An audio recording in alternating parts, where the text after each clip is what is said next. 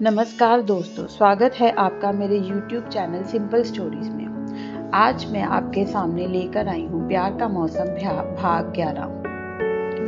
राघव को अनमने ढंग से खाते देखकर सोनिया को शक हुआ। खाते हुए उसकी नजर नीचे गई। उसने देखा राघव ने पार्टी वेयर जूते पहने हैं। सोनिया ने मन ही मन खुद से कहा, इन्होंने तो कहा कि ये घर में ही थे और सोकर आ रहे हैं, लेकिन घर में ऐसे जूते पहनकर कौन सोता है? जरूर कुछ गड़बड़ है। मेरा हो गया, कहते हुए राघव उठा और भाग गया। किसी ने भी उसके जूतों पर ध्यान नहीं दिया। खाना खाकर मीनू जैसे ही चुपके से जाने लगी तो राहुल ने रोकते हुए कहा, 500 रुपए। भैया, वो मैं तो ऐसे ही मजाक कर रही थी, मुझे तो पता था राघव भाई घर में ही हैं। मीनू ने बचते हुए कहा, ये सब बातें ना कहीं और बनाना, चुपचाप पैसे निकाल। राहुल ने कहा। मीनू, कोई पैसे नहीं देगी, सोनिया ने आकर कहा। क्यों नहीं देगी? राहुल अब सोनिया के सामने था। सोनिया मुस्कुराई और कहा, क्योंकि आपके राघव जी घर पर नहीं थे, कुछ देर पहले ही बाहर से आए थे। सोनिया के मुंह से सच सुनकर राहुल अवाक रह गया, लेकिन खुद को सही साबित करना भी जरूरी था, इसलिए कहा, ये आप कैसे कह सकती हैं कि वो बाहर से आया था? उन्होंने डाइनिंग पर पार्टी वेयर शूज पहने हुए थे, मतलब वो बाहर से आए थे। आप शर्त हार गए, सोनिया ने कहा और चली गई। यार, तेरी दोस्त तो बहुत इंटेलिजेंट है, उसने कैसे पता लगा लिया? राहुल ने कहा। क्योंकि वो मेरी दोस्त है ना, इसलिए, कहकर मीनू भी चले गई। ऊपर खड़ा राघव ये सारी बातें सुन रहा था। उसने धीरे से कहा, सिली गर्ल। राघव अपने कमरे की ओर चला गया, लेकिन असली मुसीबत तो अब शुरू होनी थी। पेट में दर्द होना शुरू जो हो चुका था, मतलब अब इंसान 2-2 बार खाना खाएगा तो यही हाल होगा ना उसका।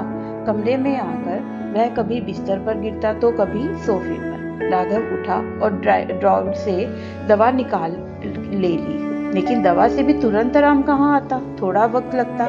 पर हमारे राघव में सब्र की जो कमी थी, बेचैनी से वह यहाँ वहां घूमने लगा। बेचारा किसी से कह भी नहीं सकता, वरना सुनना पड़ जाएगा।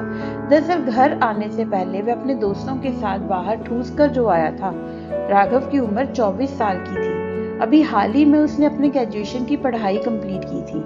अपने कॉलेज में वह हमेशा टॉप कर रहा। हिस्ट्री में उसकी अच्छी पकड़ थी। राघव के 2 दोस्त थे, एक तरुण और दूसरा शुभ। कॉलेज में राघव हमेशा चर्चा में रहा, अपनी पर्सनैलिटी और दूसरा उसके एटीट्यूड। कॉलेज की सभी लड़कियां उस पर फिदा थी, पर मजाल था वो किसी को नजर भर कर देख ले। वो हमेशा अपनी ही मस्ती में धुन रहने वाला लड़का था, और उसकी यही बातें उसे औरों से अलग भी बनाती थी। अपना पेट पकड़े पकड़े वह बाहर आया और बालकनी में आकर खड़ा हो गया। बस अब एक ही रास्ता है, कहते हुए उसने एक गहरी सांस ली और जेब से सिगरेट निकालकर मुंह में रखते हुए जला ली। राघव को सिगरेट की आदत कॉलेज में लगी थी, लेकिन घर वालों को अभी इसके बारे में पता नहीं था। उसने उनके सामने कभी नहीं पी थी। अभी वह खड़ा खड़ा सिगरेट के कश लगा ही रहा था कि तभी सीढ़ियों से सोनिया चली आ रही थी। राघव ने उसे एक नजर देखा और बालकनी से सामने देखते हुए फिर से सिगरेट पर ध्यान जमा लिया। सोनिया ने देख लिया था शायद, इसलिए वह उसकी ओर चली आई। उसने हाथ में पकड़ी किताब को टेबल पर रखा और राघव के पास आकर धीरे से कहा, सिगरेट पीना बुरी बात है। राघव ने कोई जवाब नहीं दिया, बस चुपचाप सामने देखते हुए सिगरेट पीता रहा। राघव का कोई जवाब नहीं पाकर सोनिया ने कहा, अंकल आंटी को पता है आप सिगरेट पीते हैं? राघव ने इस बार भी जवाब नहीं दिया, तो सोनिया ने खिंचते हुए कहा, एक काम करते हैं, हम जाकर बता देते हैं। कहते हुए सोनिया जैसे ही जाने लगी, राघव एकदम से उसके सामने आ गया और कहा, तुम क्या पागल वागल हो? ये सब बातें बताने के लिए होती हैं क्या? नहीं, पर शायद सिगरेट भी पीने के लिए नहीं होती। It's dangerous for health, Sonia ने कहा। राघव उसके थोड़ा करीब आया और कहा, मुझे बिल्कुल पसंद नहीं लोग मुझे इस तरह फालतू एडवाइस दे। मीनू की दोस्त हो, उसकी दोस्त बनकर रहो, मुझसे फ्रैंक होने की जरूरत नहीं है। आपको लगता है हम आपसे फ्रैंक होने का सोचेंगे भी? बिल्कुल नहीं। हमने सिर्फ इसलिए कहा क्योंकि इस एक सिगरेट से आप खुद को नहीं बल्कि अपने आसपास के लोगों और पेड़ को पौधों को भी नुकसान पहुंचा रहे हैं, सोनिया ने थोड़ा सख्त होकर कहा। वाओ, तुम इलेक्शन में खड़ी क्यों नहीं हो जाती? जीत जाओगी कसम से, राघव ने कहा और दूसरी सिगरेट जला ली। लेकिन वह कश ले पाता इससे पहले ही सोनिया ने उसके मुंह से सिगरेट निकाल कर फेंकते हुए कहा, आप शायद हमारी बात समझे नहीं। हमने कहा इससे नुकसान होता है। So what? तुम्हें इससे उससे क्या? राघव ने कहा। हमें इससे क्या? सही है, तो फिर पीजिए। हमें भी जो करना होगा हम करेंगे। हम जाकर सबको बता देंगे, सोनिया ने कहा। अच्छा ठीक है, राघव ने झुंझलाकर सिगरेट फेंकते हुए कहा।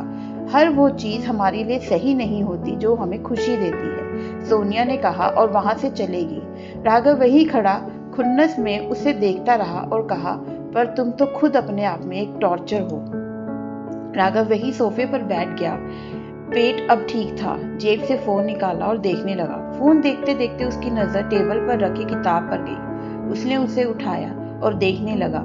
पेज खोला तो ऊपर शुद्ध हिंदी में लिखा था, सोनिया राजपूत। तो ये उन मोहतरमा की है, पर उनको किताब की क्या जरूरत? उनके पास तो ऑलरेडी इतना ज्ञान है। Sorry baby, what revenge is revenge, कहते हुए राघव एक एक करके किताब के पन्ने फाड़ने लगा और वहीं हॉल में उड़ाने लगा। ये करते हुए उसे बड़ा मजा आ रहा था। किताब के सारे पन्ने निकालने के बाद राघव वहां से उठा और कमरे में चला गया। सोनिया को किताब का ख्याल नहीं रहा। वह जाकर लेट गई। राघव के व्यवहार से थोड़ी परेशान थी। राघव उसे पहली नजर में ही भाग गया था। तो जैसे जैसे सोनिया उसे जानते जा रही थी, उसे समझ आ रहा था कि क्यों उसके नाम के बाद कॉम्प्लिकेटेड लगाया है। ऐसे ही था वो, पल में गुस्सा, पल में खुश, कभी सही कभी गलत। सोनिया समझ नहीं पा रही थी कि इस घर में रहकर वह उसे कैसे हैंडल करे। सोनिया की एक कमजोरी थी कि वो ये कि वो जब भी कुछ गलत होते देखती, उससे देखा नहीं जाता और वह उसे रोकने की कोशिश करती। लेकिन राघव के सामने वह कंफ्यूज हो जाती कि क्या सही है और क्या गलत। विचारों में उलझे उसे नींद आ गई। तो ये था हमारा कहानी का भाग 11। उम्मीद करती हूँ आपको ये कहानी पसंद आ रही होगी, और अगर आप ऐसे ही आगे के भाग भी सुनना चाहते हैं तो प्लीज़ प्लीज़ प्लीज़ मेरे चैनल को लाइक और सब्सक्राइब कीजिए। नमस्कार।